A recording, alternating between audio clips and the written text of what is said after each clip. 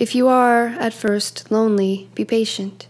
If you've not been alone much, or if when you were, you weren't okay with it, then just wait. You'll find it's fine to be alone once you're embracing it. We could start with the acceptable places, the bathroom, the coffee shop, the library, where you can stall and read the paper, where you can get your caffeine fix and sit and stay there, where you can browse the stacks and smell the books. You're not supposed to talk much anyway, so it's safe there. There's also the gym. If you're shy, you can hang out with yourself in mirrors. You could put headphones in. And there's public transportation, because we all gotta go places. And there's prayer and meditation. No one will think less if you're hanging with your breath, seeking peace and salvation. Start simple. Things you may have previously avoided based on your avoid being alone principles. The lunch counter, where you will be surrounded by chow downers, employees that only have an hour and their spouses work across town, and so they, like you, will be alone. Resist the urge to hang out with your cell phone.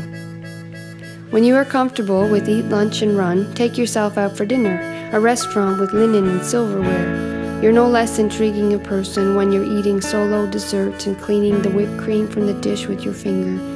In fact, some people at full tables will wish they were where you were. Go to the movies, where it is dark and soothing, alone in your seat amidst a fleeting community. And then take yourself out dancing, to a club where no one knows you.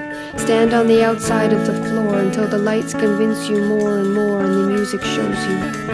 Dance like no one's watching, because they're probably not. And if they are, assume it is with best and human intentions. The way bodies move genuinely to beats is, after all, gorgeous and affecting.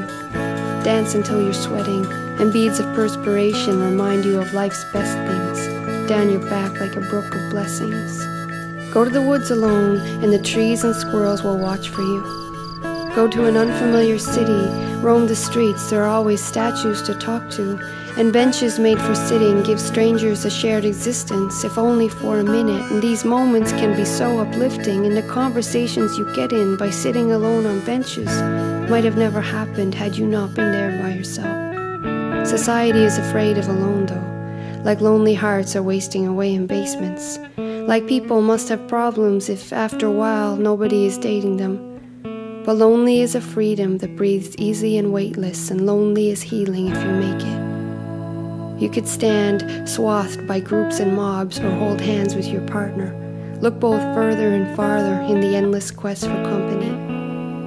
But no one's in your head, and by the time you translate your thoughts, some essence of them may be lost, or perhaps it is just kept. Perhaps in the interest of loving oneself.